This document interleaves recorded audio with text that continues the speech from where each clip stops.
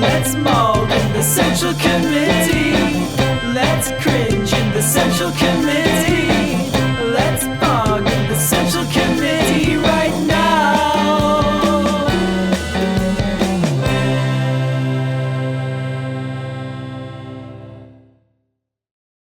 Let's talk about our boy, John Fetterman. The Democrats' giant dilemma. John Fetterman's blue-collar progressivism has endeared him to Pennsylvania voters, but why are so many Democratic leaders opposing his Senate run? So you can see who's authentically in touch with the people of Pennsylvania and who is a total fucking media product with their position on John Fetterman. There, I said it.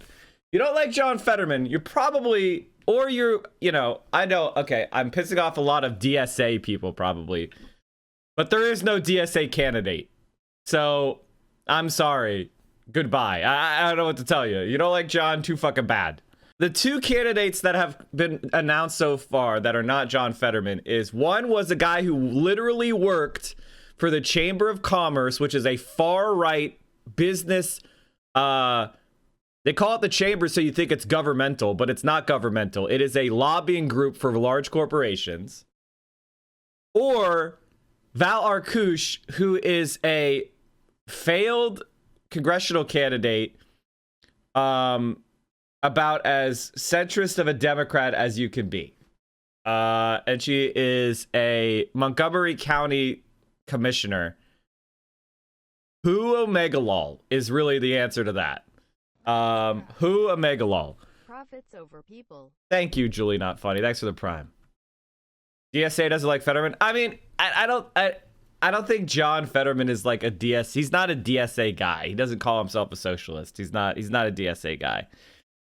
And quite frankly, the Pennsylvania DSA is pretty radical. It's pretty left wing, which is cool, but like the New York DSA is more involved in like electoral politics. Oh, I don't know if that's totally fair. That's not totally fair. John Fetterman is one of the most photographed rising stars of the Democratic Party, as gargantuan as Lurch Adams, with a bald head, goatee, and a closet full of Dickie shirts, and tattoos running down his arm marking every date a life was taken while he was mayor of the hard-knock steel town. Pennsylvania's lieutenant governor is a cartoon image of a working guy from the Rust Belt, which is catnip for glossy magazine spread. But he hates having his picture taken, blah, blah, blah, blah, blah. He's at his converted car dealership. It all looks the same to me, he says of portraits of himself. It's like Paul Rudd, except he's handsome, I guess. It's kind of like same picture, not much you could do with it. The idea of Fetterman trying out a new look to mix things up, of course, is out of the question. I genuinely don't like having to wear that different. That's just me. All right. There you go. There's John. All right. Most politicians love blah, blah, blah. Elected mayor of Braddock. He was elected lieutenant governor of the state on a ticket with Governor Tom Wolf in a landslide. After years in the spotlight, though, Fetterman remains unwilling or perhaps unable to play the part of traditional politician. He hates mugging for the camera, refuses to buy more than one suit. He shunned the lieutenant governor's official mansion in Harrisburg, preferring to stay at his Braddock loft. He is constitutionally incapable of schmoozing with other elected officials. But now he's running for an office that will put it to the ultimate test. He's the front runner to win the Democratic nomination in one of the most important Senate races in the country in 2022. A position he ran for and lost in 2016, and he's facing some uncommonly strong headwinds from his own party.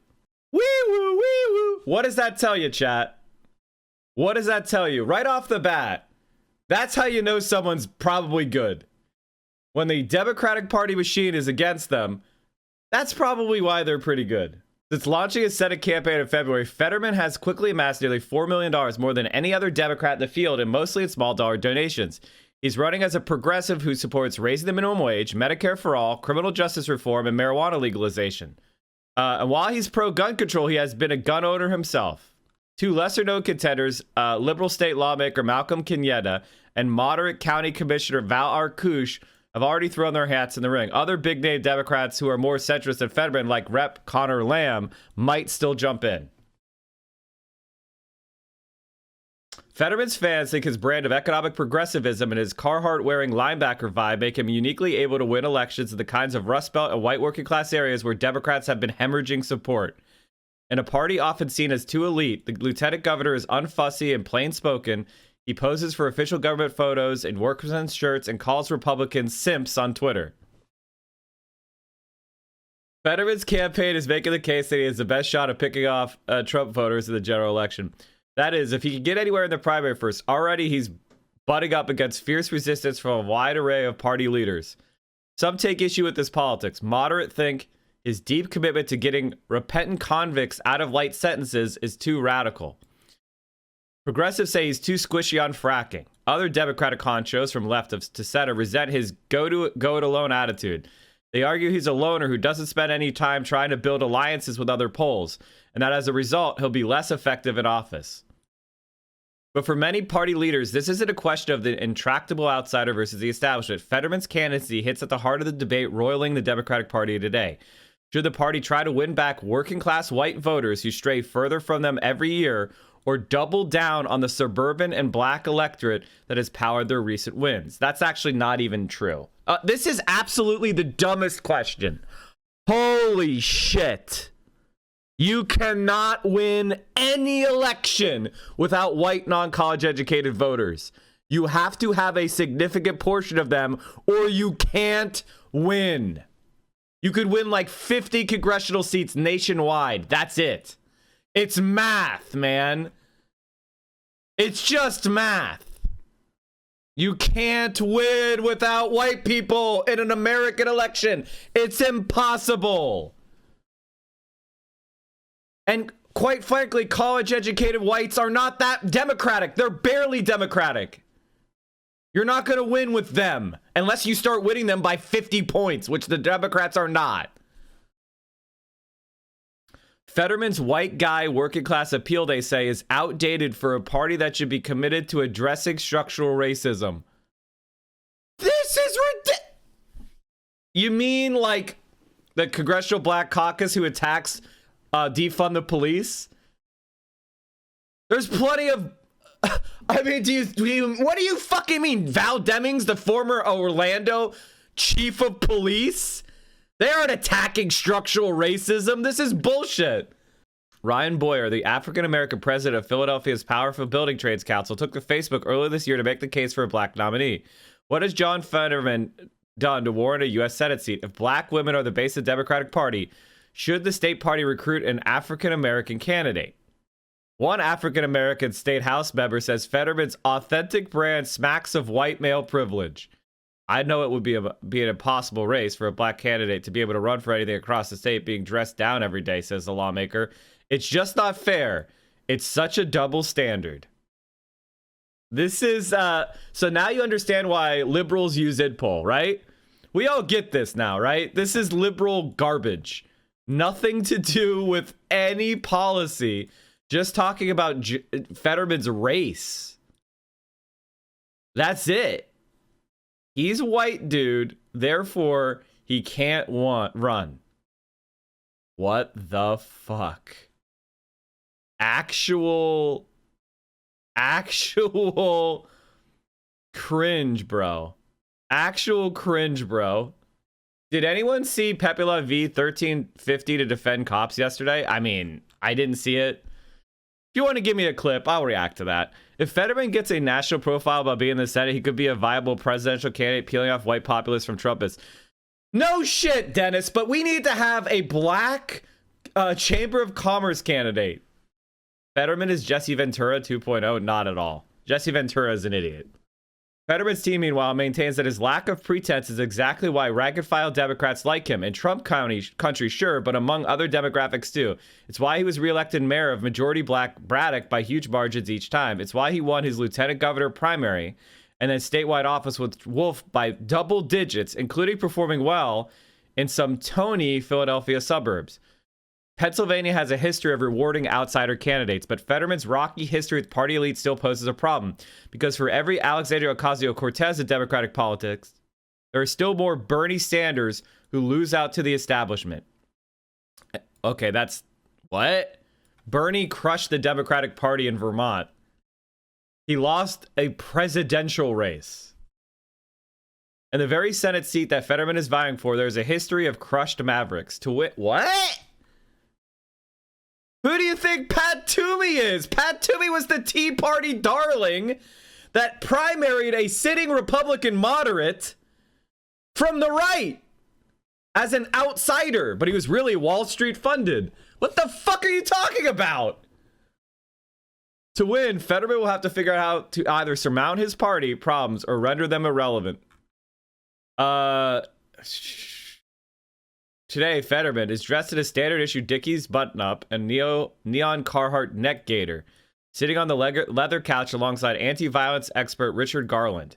There is one slight variation in his usual uniform. He's wearing jeans, not cargo shorts, at the behest of an aide, ostensibly for the photo shoot. Behind him, framed by massive soundproof windows, smoke pours out of Andrew Carnegie's first steel mill. Fetterman is meeting with Garland to talk about his crusade to give second chances to prisoners. As lieutenant governor, Fetterman chairs the state's Board of Pardons, which votes on clemency applications from inmates serving life sentences. For his predecessors, the role was a throwaway part of the job. Fetterman, on the other hand, has turned it into a cause célèbre, and his prime focus as lieutenant governor. In the early 2 decades before he took the helm, the board only held votes on 30 commutation cases and sent just 12 to the governor's desk for approval. During Fetterman's first 2.5 years as lieutenant governor, the board considered 67 cases and recommended 32 to Wolf. Many of the lifers are men who insist upon their innocence and who have model prisoners, who have faced what criminal justice advocates see as excessive sentencing. Wolf approved 17 of the commutations. Garland, an ex-gang member who now works with at-risk youth as assistant professor at the University of Pittsburgh, asked Fetterman, "How can I help you keep this moving?" Fetterman tells him, "Whoever you're mentoring, whoever you're talking to, get their shit in yesterday. And I'll do my best to expedite it as fast as we can because I'm trying to get out as many folks as we can." He repeatedly stresses the urgency at hand, reminding Garland that his term ends soon, so we have 1.75 years. He's blunt and unapologetically progressive on the issue of criminal justice reform. It's also why moderate Democrats fear the GOP could make Fetterman look like a far-left freak in a general election, and why many Republicans think they could crush him. Oh my God. Please, please, please, please, please support John Fetterman. The Philadelphia Inquirer also shipped an anti-Fetterman piece today. Media on the move? Of course. Of course. The ominous ads about Fetterman letting loose as many cold-blooded killers as possible write themselves. I Talk I Teacher, thanks for the 15 months. Fetterman's passion for rehabilitation and other progressive policies might seem unlikely for someone with his background. He grew up in central Pennsylvania's York County. Blah, blah, blah. Blah, blah, blah. His best friend was killed in a car accident. He volunteered for the Big Brothers Big Sisters. We've read about all this before. Perhaps Fetterman's biggest accomplishment, though, was reducing crime. Braddock, when Fetterman once found an AK-47 in his backyard, didn't suffer for a homicide for more than 5 years during his tenure. He took that mission personally, too. In 2013, blah, blah, blah. The black thing. We talked about this already.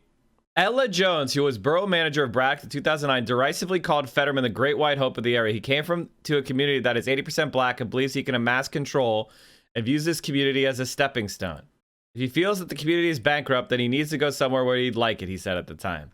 Fetterman, in turn, saw many of the town's politicians as being in for themselves. In at least one instance, he was right. Jones later pled guilty to stealing roughly $170,000 from Braddock. No wonder the Democratic Party doesn't like him. He disrupted their grifts and their thievery. Of course he did. What qualifies as a mass shooting versus just a shooting? I think if it's three or more people is the definition. Doze blames his frosty relationship with other lawmakers as an old guard's dislike of newcomers. When I came on council, I was the only person under 70. So some of it was generational things. They weren't too fond of me either. Her own relationship with Fetterman has been similarly icy. She says he never asked for her endorsement for Senate or even had a conversation with her, including when she took over his post after he won election as lieutenant governor. When asked about his run-ins with Braddock council members, Fetterman says there are for the first several years, absolute obstructionists. They tried to block anything and everything that they could. They were committed to my failure. It's very much like Mitch McConnell's commitment to Obama, that I wanted to make him a one-term mayor and shut him down. I'm just returned to the simple fact that I was elected for 4 terms here, so the people overwhelmingly, for 3 elections subsequent to after my first one, overwhelmingly supported the things and initiatives that we've done.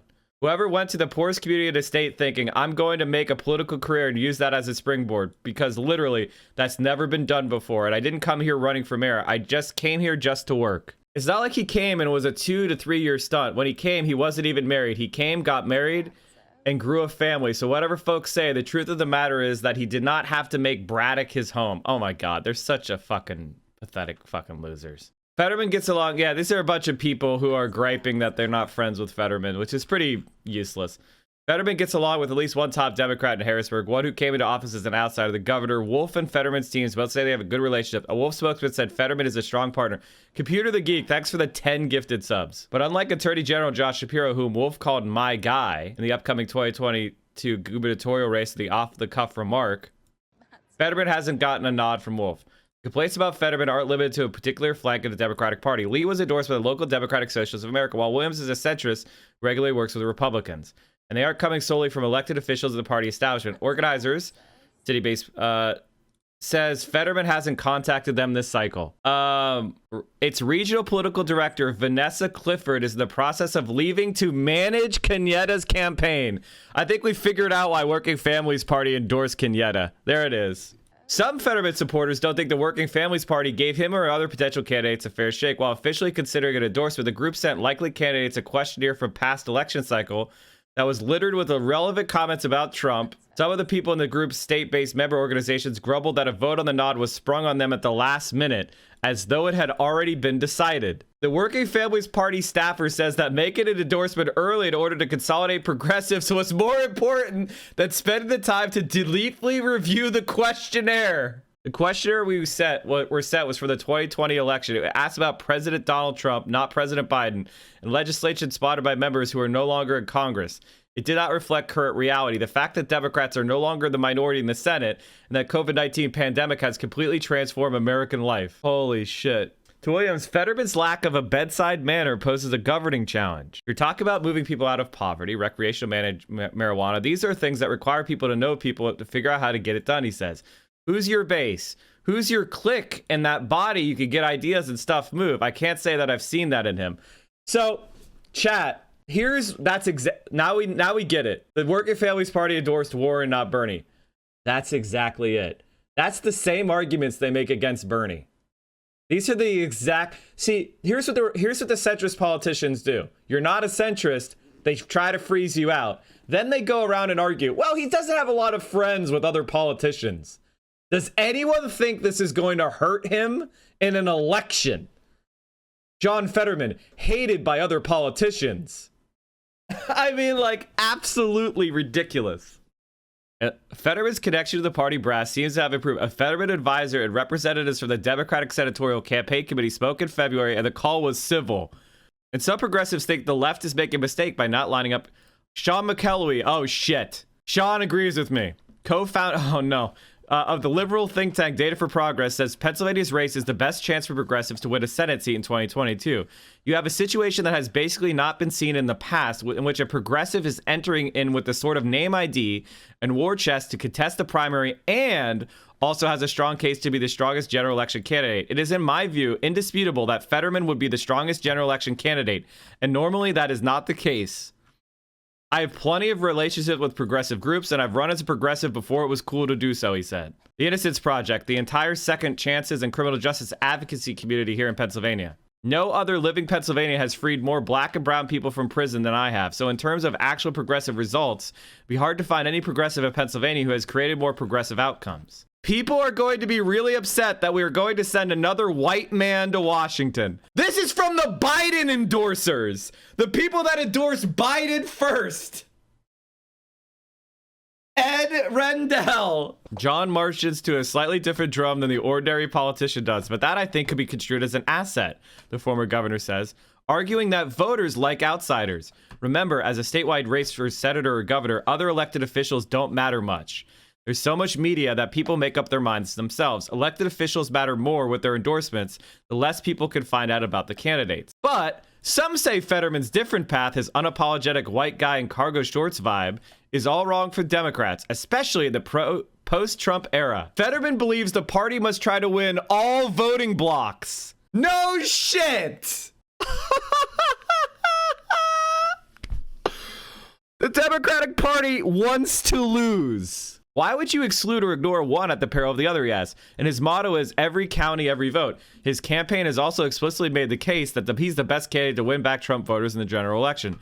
That Western Pennsylvania registered Democrat but voted for Trump, Fetterman could get a lot of those voters. Fetterman's record backs this up. When he ran for Senate in the 2016 primary, he came in third place. But he outperformed in counties in Western Pennsylvania, home not only to Braddock, but also to Trump's base. In the 2018 lieutenant governor's primary, those areas powered Fetterman's win against a field of candidates from the Southeast. Many Democrats today view wooing Trump voters as a fool's errand and dangerous. They think it's long past time for the party to nominate a woman, a person of color, or both for the Senate seat. Pennsylvania is 82% white. Can we stop? Yeah, fuck all those white voters. Are you trying to lose? Are you trying to lose to the Republicans? What are you doing? People are really upset that a woman's not there at this point, that we're going to send another white man to Washington on behalf of Pennsylvania. Democratic Rep. Danielle Frau-Otten said, few days before Val Arkush jumped in the race. We've also never sent a person of color. Odd predicts that you're going to see a lot of people in the suburbs that want to see a woman elected. That's a big factor in Pennsylvania. When asked about Boyer's Facebook post calling for the Democrats to nominate a person of color, Fetterman avoids the subject of race. I have enormous respect for Boyer. I have conversations with him. As for me, I've always said this in labor rooms where I knew I wasn't likely to get their endorsement. While your support endorsement would mean the world to me, I'm always going to endorse you and your union's way of life. Some Democratic leaders in Philadelphia and the surrounding suburbs also see Fetterman's style as an affront. It's a turnoff to me, says Christine Jacobs, the Philly-based executive director of Represent PA, a liberal group that works to elect more women. This group is I know this group. This group is pretty much just a Democratic Party establishment front group. They only give money. They don't give money to women. They give money to centrist women. It's a centrist front group. They typically raise their money from like corporate attorneys and real estate and insurance, that kind of shit. It's basically like the third way of Pennsylvania. You don't have to wear a tie, but at least be respectful of the office you're running for. Classist shit. Holy fucking hell. There's been no public polling yet in the primary, so it's impossible to know how Fetterman is performing across different demographics. Newsflash, he's winning. Here again, it's possible voters have different view from party brass. In addition to repeatedly winning in the majority black Braddock, Fetterman was also able to keep afloat the Philly suburbs in the 2018 lieutenant governor's primary. In Montgomery County, the most populous Philadelphia collar county, he came in second behind a Philadelphian. That was, however, in 2018, before George Floyd's death, which was an inflection point in the party for many Democrats who now say they are committed to putting candidates of color in urban areas at the center of the party's strategy. And there's stories from people that he freed. I don't want to read the whole article, but the Horton brothers say loads of elected officials throughout the years promised to help them. I've talked to a lot of politicians in my time, said Lee. I've had lip service and them tell me how they're going to help and how they're going to do something, and none of them have ever done anything. But Fetterman did. He told us he would put his career on the line. He said that. When we seen that, we was blown away. Dennis adds, what politician says that? It's clear that he cares about people. Fetterman, unlike other politicians, didn't even connect with the Hortons before their clemency hearing. They heard through the grapevine that he was advocating for them, that they had never heard of him, so they looked him up. He didn't look like the type of person that would be supporting two guys that looked like us, but here he was, fighting hard as anybody's ever fought for us in our lives, Lee said. He looked to me like he would ride a motorcycle or something. It's not so much that he looked like a conservative, Lee said, but more so that he looked like the average guy. We're just young black men, and neither one of us came from the middle part of the state. But the brothers are confident they will change once they hear the message. Once they hear that what he stands for, they will line up with everything they stand for, says Dennis. Yes, I'm quiet and introspective, he says. I'm not a social butterfly. Then how did he manage to win statewide office, and why is he running now in one of the most high-profile Senate races in the country? Because I believe in the work, I believe in the issues, and I pushed myself out of I'm sitting here in this office dressed like this. This is who I am and how I am. I own one suit, and that's over your right shoulder. I don't wear it unless I absolutely need to. But if someone wants to prejudge me based on my aversion to wearing a suit and tie, that's their right to do so. I've never believed in my own political manifest destiny, he responds. I've always believed in the issues and the people and the places and these policies. And my political trajectory has always reflected that. And that's why I've run on. It's never been about raising my profile.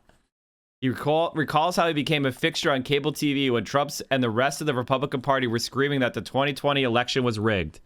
It wasn't part of some grand strategy to be one of the faces of defending Pennsylvania's electoral vote integrity to a national audience, he said. I just sat in front of my laptop and dressed no differently than this, and I just told the truth.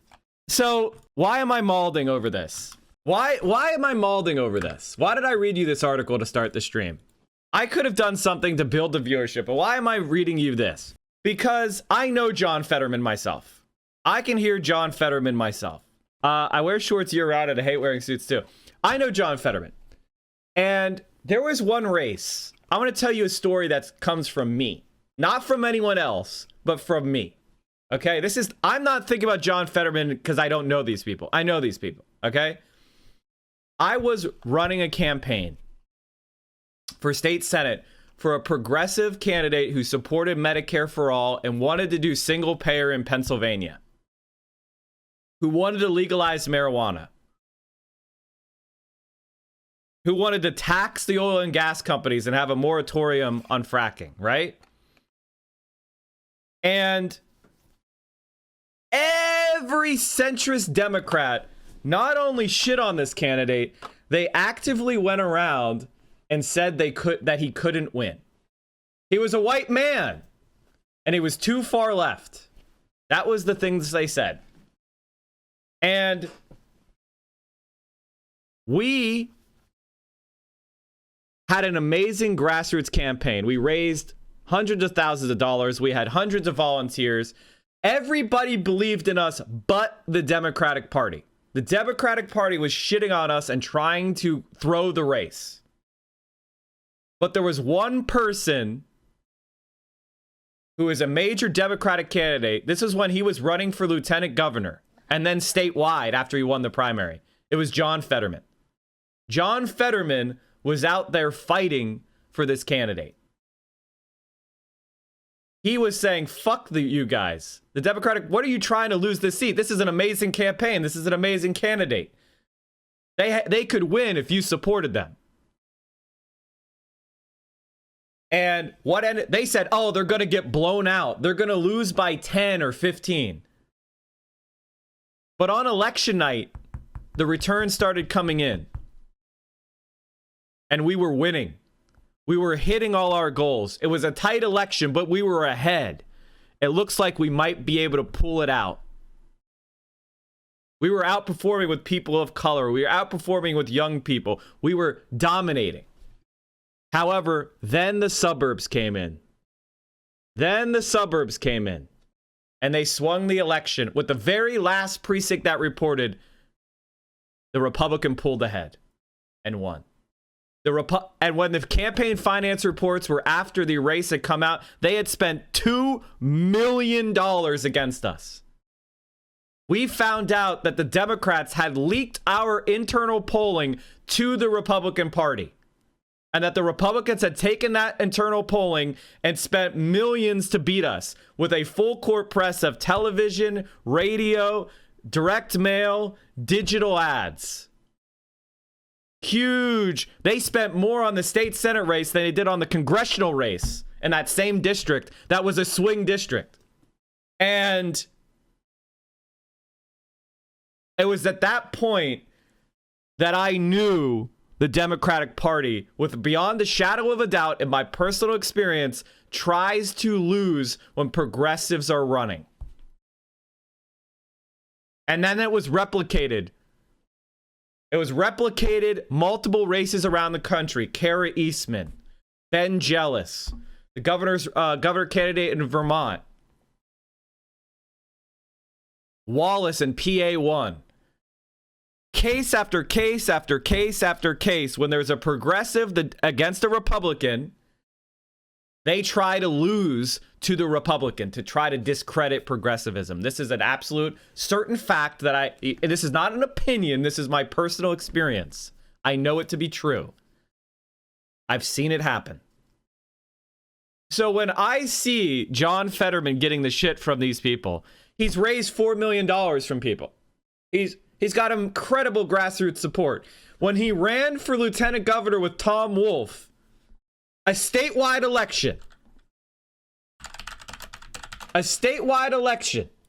What happened? They won by 17 points. Outperforming when he wasn't on the when he wasn't. Look at the turnout, man. Not only did they win by 17 points, they had 1 million more votes than 2014, the previous midterm election.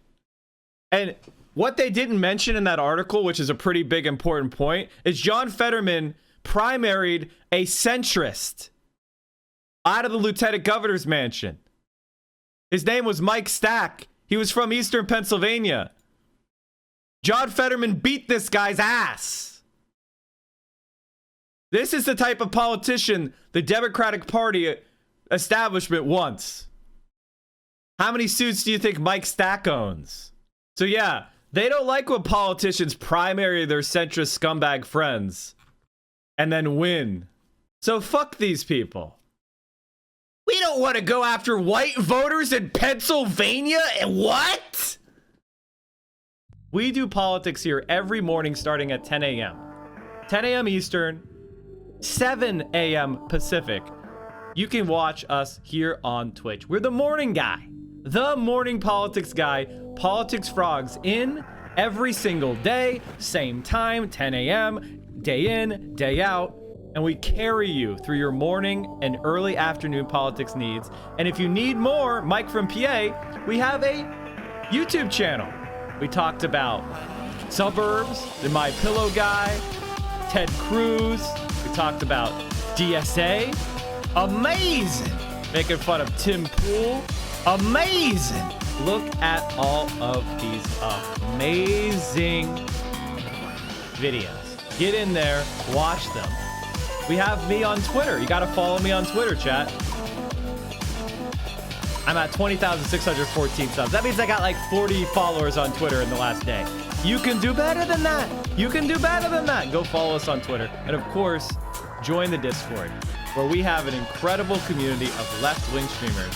We have left-wing community. We talk about the stream. We talk about politics. There's gaming content. It's a really awesome, supportive place. Direct action, mutual aid. And you can just let off some steam. And also, you can help produce the show.